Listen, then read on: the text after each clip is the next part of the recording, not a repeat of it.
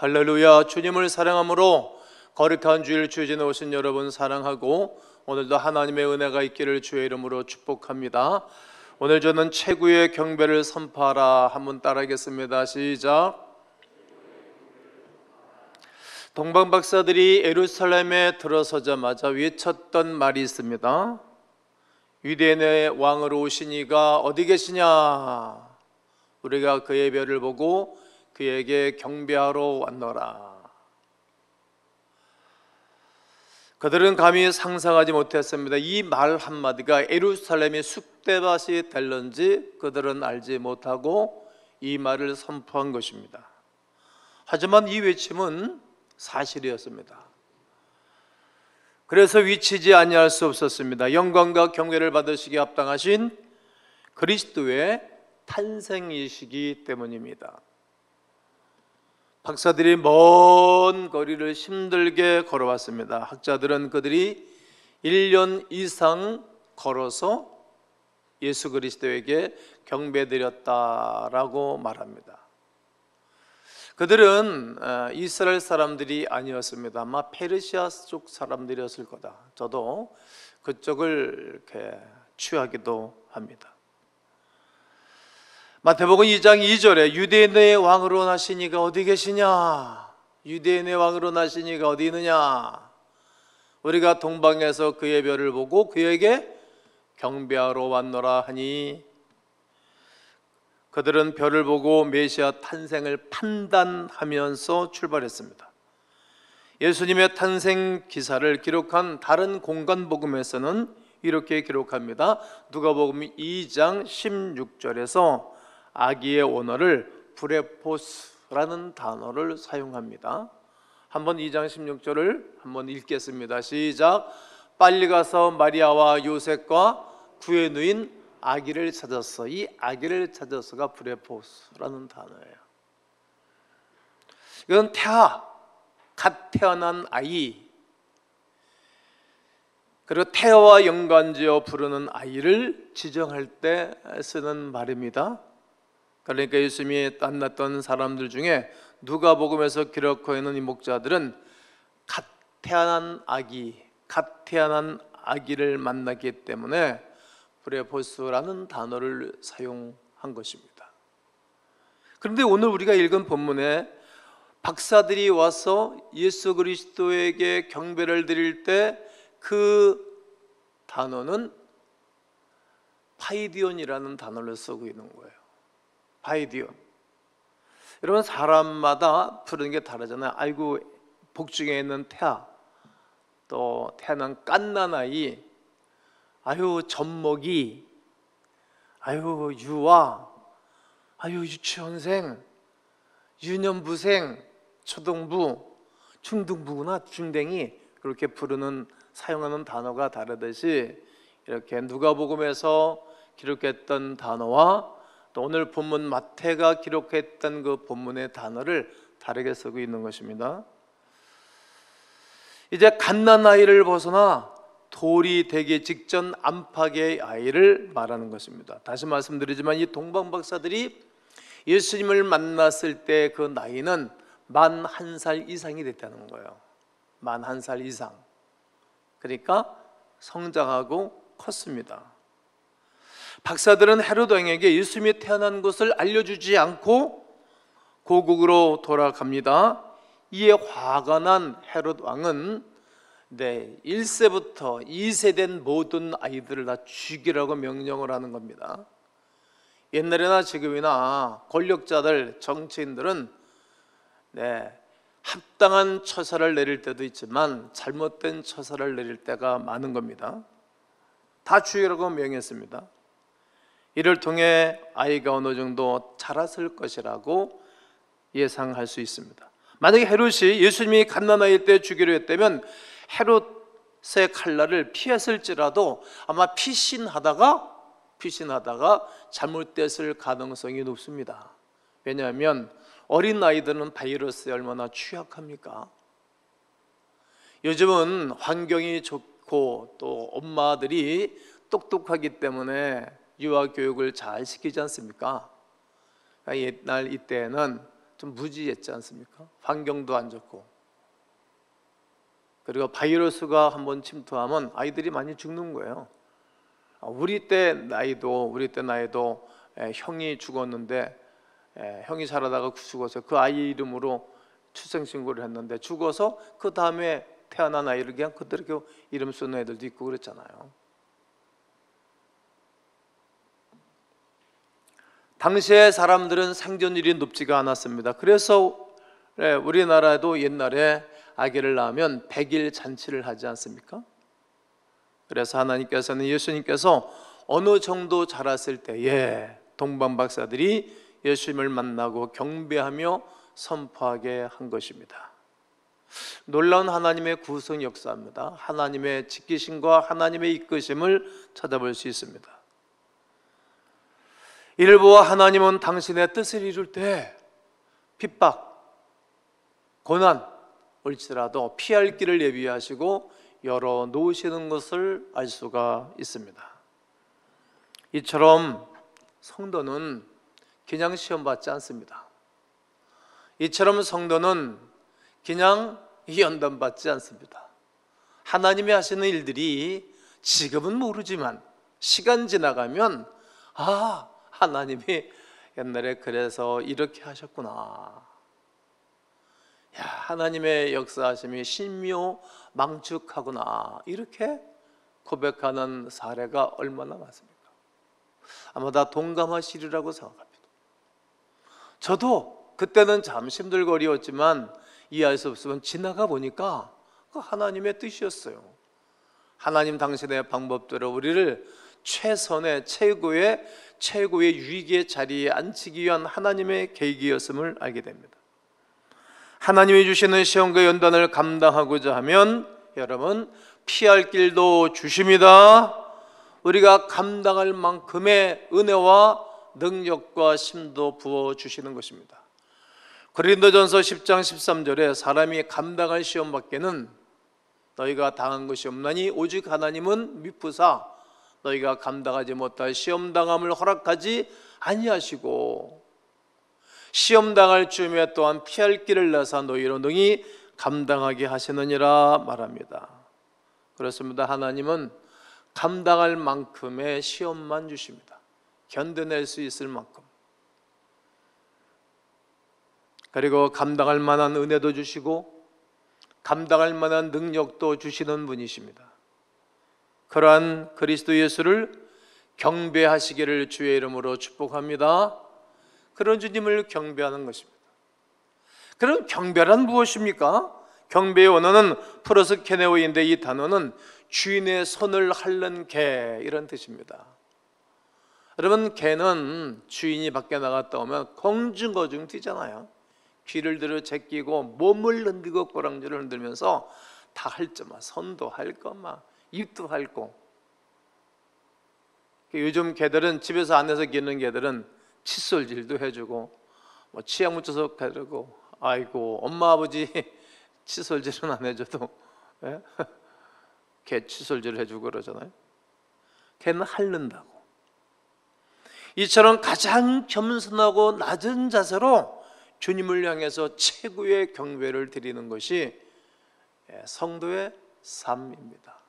동방박사들이 그리했습니다. 어린 예수 그리스도에게 말이죠.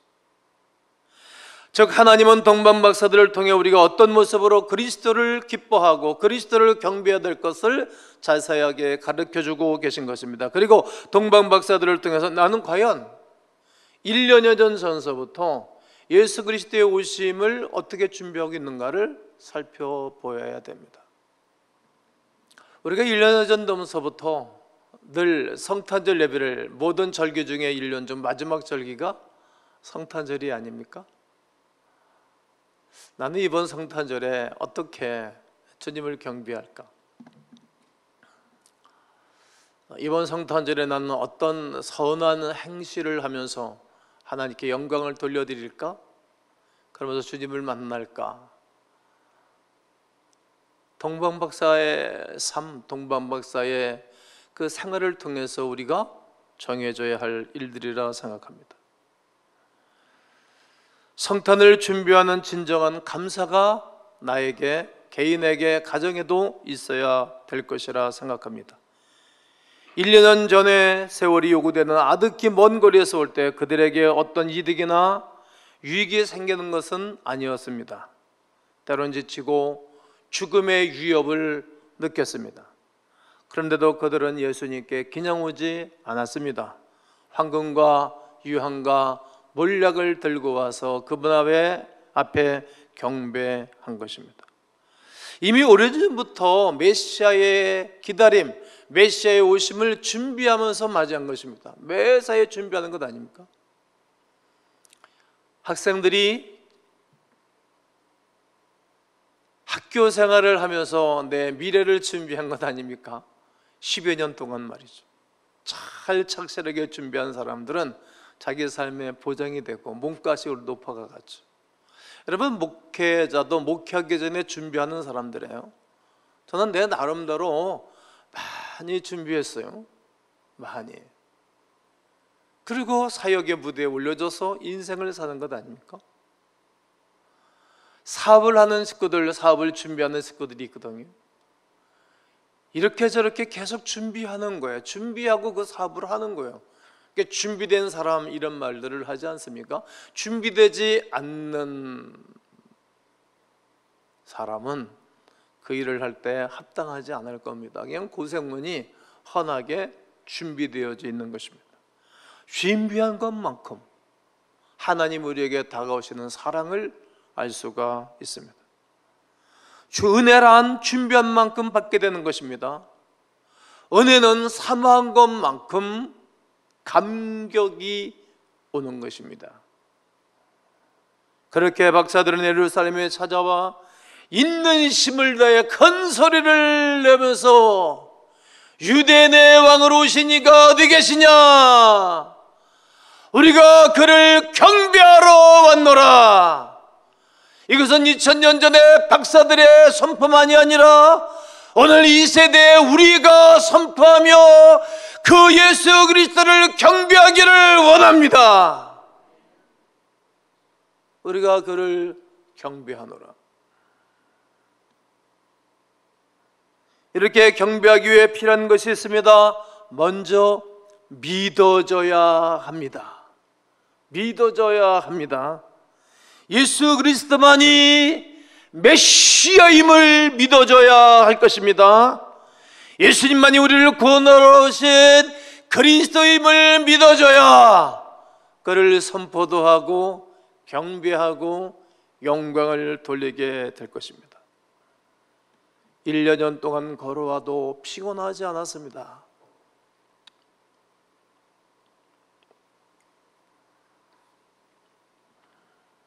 믿어지면 평생을 걸어도 곤비하지 않습니다.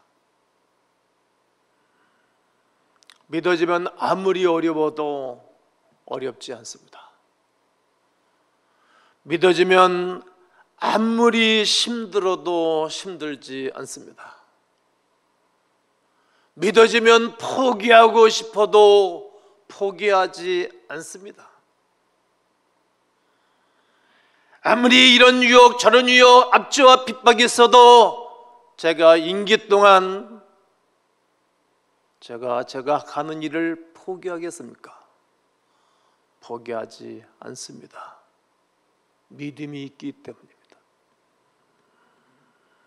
믿음이 있으면 아무리 곤란한 일을 당하고 그리고 인격적인 침해를 받는다 할지라도 주께서 나에게 주신 거룩한 일들을 포기하지 않습니다. 자기의 재산을 기꺼이 팔아 황금과 유황과 몰약을 드리는 것에 더욱 큰 기쁨과 감사를 고백합니다. 내가 이 귀한 예물을 우리 하나님 앞에 드릴 수 있다니. 여러분 마찬가지 아닙니까? 가장 소중한 대상, 가장 귀중한 대상에게 아끼는 것이 뭐가 있겠습니까? 제가 제자대학을 시작하면 제일로 인생을 살면서 오늘까지 살면서 제일 춥고 어려웠던 그런 시간들은 어떤 시간이었습니까? 이렇게 물으면 고백을 하잖아요. 그 얘기하면서 콧등들이 쨍하고 눈물 흘리는 분들이 한 65%, 70% 정도가 울어요.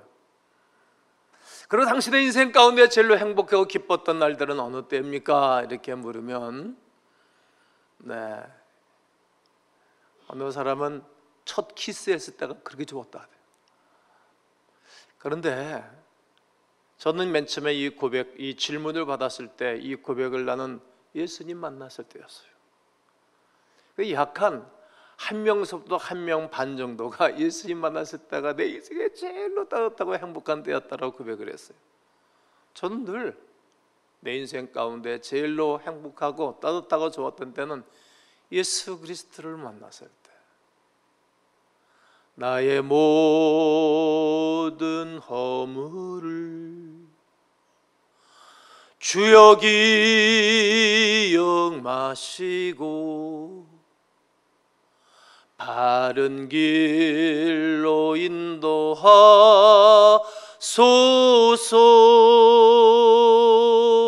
모든 허물을 기억하지 아니하시고 용서를 받고 주님을 만났을 때였습니다.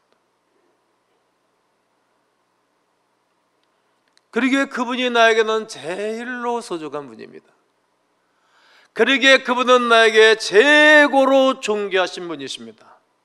그러기에 그분에게 내 인생 평생을 드려도 아깝지 않았습니다. 맨 처음에는 많이 울었습니다. 그러나 40여 년 지나고 나니까 너무너무 잘했다. 내 인생 송두리째 하나님 앞에 바치기를 나는 너무너무 잘했다. 황금하고 비교하겠습니까? 유황하고 비교하겠습니까? 물약하고 비교하겠습니까? 그분이 나에게 행하신 일들과 존귀하기에 그런 것들은 그냥 나의 최고로 준비하고 구비해서 올려드린 것뿐입니다. 하나님이 오늘 동방박사들을 통해 우리에게 도전하시는 의미를 깨닫게 된다면 그 어떤 위기와 어려움이 가로막는다 할지라도 장애가 되지 않겠죠. 장애물을 뛰어넘겠죠. 코로나라 할지라도, 오미크론이 또 온다 할지라도, 변이 바이러스가 온다 할지라도 우리가 그분을 경배하는 것에 누가 장애를 갖다 주겠습니까? 동방박사만큼 위험과 어려움이 여러분 어디 있겠습니까? 산의 위험, 강의 위험, 바다의 위험, 짐승의 위험. 그리고 지금은 전 세계 어디를 가도 아주 후진국들 외에는 여행객들 건드리지 않잖아요. 그러나 이때는 그냥 막 도적이 늘 우글댔고, 그리고 생명을 빼앗길 일들이 많이 있었던 때입니다. 또 가지고 있던 황금과 유황과 몰약을 송두리째 모두 빼앗길 수 있습니다. 자기들의 생명을 잃을 수도 있는 그러한 환경이고 조건입니다.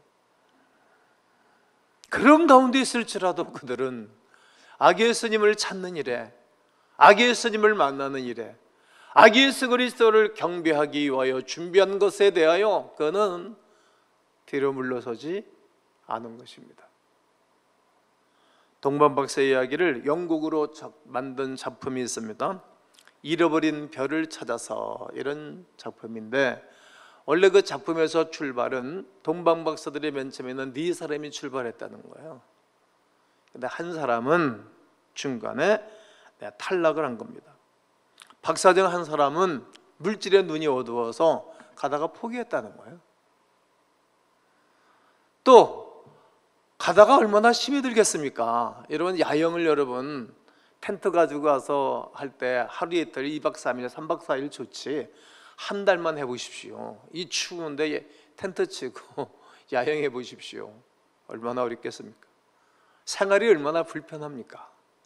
근데 이들은 1년 동안 그들이 가는 가운데 힘들어서 중간에 포기했겠죠. 하지만 3명은 오직 메시아, 오직 구원자, 오직 생명을 주시는 그분을 위해서 믿음으로 강을 건너고, 믿음으로 사막을 건너고, 믿음으로 험지를 걸었습니다. 때로는 유혹의 게임도 이겨내면서 말이지요, 우리가 하나님을 섬기고 경배하는 가운데 여러 가지 유혹과 또 포기하고 싶을 때도 많이 있잖아요. 내가 끝까지 붙잡고 가야 돼, 말아야 돼, 잘하고 있는 거야, 못하고 있는 거야, 뭐 이렇게 참새가 모기를 놓고 이리 찌고 저리 찌고 모기를 흔들듯이 얼마나 생각이 왔다 갔다 춤을 춥니까? 우리 마음이 얼마나 흔들리고 놀림을 합니까? 그런 가운데 있을지라도 믿음이 있는 사람은 뒤돌아서지 않습니다. 예수님이 나신 곳에 이르렀을 때 그들은 감격, 황금, 유황, 물약을 드릴 때 그 가마를 일로 표현할 수 없습니다. 그것을 해본 자만이 아는 체험입니다. 드려본 자만이 아는 기쁨입니다. 드리는 자의 기쁨이요 늘 최선을 다하는 사람의 기쁨입니다. 또 이렇게 준비해서 드리는 자만이 누릴 수 있는 행복감이 반드시 있습니다. 2000년 지났지만 저는 오늘 이분들의 이야기를 하면서 복음을 전하고 신앙생활에 조명하고 있지 않습니까? 우리가 주님을 경배할 때 우리 주님께서는 그저 경배만 받고 마시는 분이 아닙니다.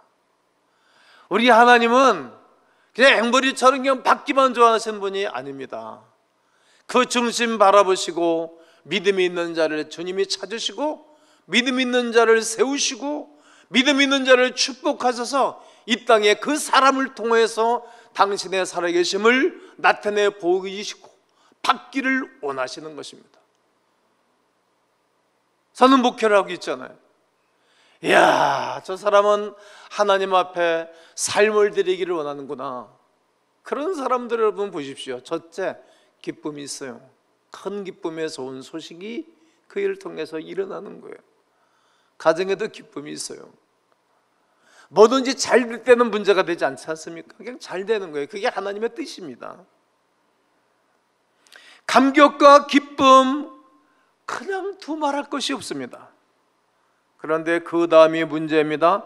바로 헤롯 왕이 유대인의 왕, 메시아의 존재를 알게 되었기 때문입니다. 헤롯 왕이 박사들에게 그 아기가 있는 것을 알려달라고 말했습니다. 그런데 이 헤롯 왕의 명령에 불순종하면 외국에서 온 사람이니까 죽일 수 있지, 죽임이 두렵지 않습니까? 넉넉히 정치인들은 옛날이나 지금이나 권력이 있지 않습니까? 알려달라고 한 것입니다. 헤롯 왕은 궁금해서 알려달라고 한 것이 아니라 악하기 때문에 싹쓸이에 없애버리기 위해서 죽여버리려고 명령을 한 것입니다. 악한 생각입니다. 이때 덩달아 동방박사들이 위험해진 것이 틀림이 없습니다. 여러분, 예수 믿는 사람들이 위험해질 수 있는 상황과 조건이 얼마든지 이 땅에 살면서 있습니다. 예수 믿는 데는 이유 때문에 불이익을 당한 일들이 전 세계적으로 막 일어나고 있지 않습니까? 예수 믿는 이유 때문에 우리가 손해를 봐갈 때도 있습니다. 제대로 말하지 아니하면 자기의 본국과 자기의 고향으로 돌아갈 수가 없습니다. 홍연아, 도망을 치더라도 붙잡히면 죽음을 각오해야 합니다. 이것이 오늘 성경 본문의 동방박사들이 처한 위험과 어려움입니다. 여러분이 이런 상황에 있으면 여러분은 어떻게 하시겠습니까? 틀림없이 고민을 하겠죠? 그때 이제 믿음 있는 자의 삶과 믿음 없는 자의 삶이 딱 나눠지겠지요. 민물 선물물이 갈라지든 말이죠. 갈라지겠죠. 이때 놀라운 일이 일어났습니다. 그날 밤 꿈에 박사들에게 나타나서 하나님이 안전하게 피할 길을 가르쳐 주시는 거예요. 이것이 이제 성도의 은혜인 거예요. 이게 이 은혜로 사는 거예요. 망할 것 같지만 망하지 않는 거예요. 인생이 끝날 것 같지만 끝나지 않는 거예요. 죽을 것 같지만 죽지 않는 것입니다. 누가? 이때 하나님이 개입하시는 것입니다. 오늘 본문 12절을 다 함께 크게 한번 읽어보십시오. 결론입니다. 시작.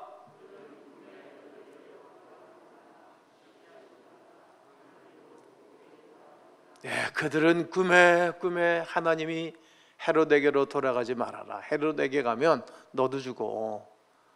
그리고 예수님도 죽일 거야. 예수님은 하나님이시자 철두철미하게 인간으로 오신 분이기 때문에 네, 죽여요. 그러니까 꿈에 야 헤롯에게로 돌아가지 마 지시함을 받고 다른 길로, 여러분 대한민국에서 부산 가려면 제일 좋은 길이 경부고속도로 타고 가는 거예요. 그 길로 온 길로 다시 돌아가는 것입니다. 근데 그 길로 가지 않고 다른 길로 고국에 돌아가니라. 외국인이 틀림이 없어요. 다른 길로 돌아갔습니다. 성도 여러분, 모든 삶을 하나님의 인도하심과 평안과 이끄심과 은혜 가운데 살기를 원하시지요? 그렇게 살기를 원하시지요? 근데 그렇게 인생사가 쉽습니까? 인생 살기가 이렇게 쉽습니까? 그렇게 만만한 세상을 아닙니다. 하지만 위기와 어려움이 수백 번 찾아오고 또 고통 가운데 있을지라도 하나님이 우리에게 다가오시는 거예요. 그냥 포기해버리고 싶은, 그만두고 싶은 충동이 일어날 때도 있잖아요. 그때 인내하지 못하는 사람들은 큰 실수를 저지르죠. 말로 다 쏟아버리고 비인격적으로 믿음 없는 행위와 믿음 없는 삶을 나타내 보이죠. 그것 때문에 또 힘들어하고, 그것 때문에 밤잠을 자지 못하고, 그것 때문에 부끄럽기 때문에 더 힘들어하죠. 하지만 우리 주님을 진정으로 경배할 때 우리 주님이 개입을 하세요. 우리 주님이 은혜를 베풀어 주세요. 그 하나님의 개입하심과 그 하나님의 은혜 베풀어 주심이 없으면 인생이 힘이 들어요. 이 한 방이 있기 때문에, 이 하나님의 따뜻한 손길이 있기 때문에 성도는 오히려 항상 기뻐할 수 있고 범사에 감사할 수 있는 것입니다. 그때 하나님의 개입하시면 더 안전한 길은 없습니다. 내 생각과 시각으로는 위험과 어려움만 보이지만 보이지 아니하신 하나님의 손길에 휩싸이고 보이지 아니하신 하나님의 품에 안기시면 그때부터 새로운 인생의 재도전이 일어나고 새 창조 역사가 일어나는 것입니다. 저는 44번째 성탄절을 맞이하고 성탄절을 보냅니다. 어쩌면 44년의 성탄절을 보내는 가운데 제일로 어렵고 힘든 성탄절을 맞이합니다. 왜? 교인들이 안 오고 못 오니까. 누가 이렇게 만들었는지는 다 여러분 아시잖아요. 모릅니까? 코로나 때문에 그런 일이 벌어졌지만 여러 가지 이유가 있지 않습니까? 다 정리가 되지 않습니까? 그래서 더 의미가 있고 더 귀한 성탄절이 되겠습니다. 더 의미가 있는 것입니다. 핍박을 당하던 초대교회가 생명을 다해 주님을 예배했습니다. 흑사병과 스페인 독감 등 전 지구적 재해 가운데 있을지라도 이 역사 속의 모든 교회는 더욱더 뜨겁게 경배를 드렸습니다. 지나간 세계교회의 역사요, 한국교회의 역사입니다. 일제시대 때 아무리 어려워도 예배를 드렸고 친일파적인 그러한 모든 교회도 있었지만 그들이 나중에 사과를 내고 부끄러움을 말하지 않습니까? 6.25 전쟁 통에도 아무리 어렵고 힘들어도 살아있는 교회는 예배를 드렸답니다. 하나님께 영광을 돌리며 예수 그리스도 오심을 기대하며 이번 성탄절을 어려운 가운데서도 올려드릴 때에 우리 주님이 받으시고 기억하시고 은혜를 베풀어 주실 것입니다. 하나님의 영광을 위해서 할 때 당신께서 가장 안전하고 가장 평안히 인도해 주십니다. 저는 좋고 평안할 때 하나님의 깊은 은혜 가운데로 이끌어간 적 거의 없어요. 한 번도 없어요. 어느 때 어려울 때 하나님이 영적인 지성소를 이끌어 들어가셨어요.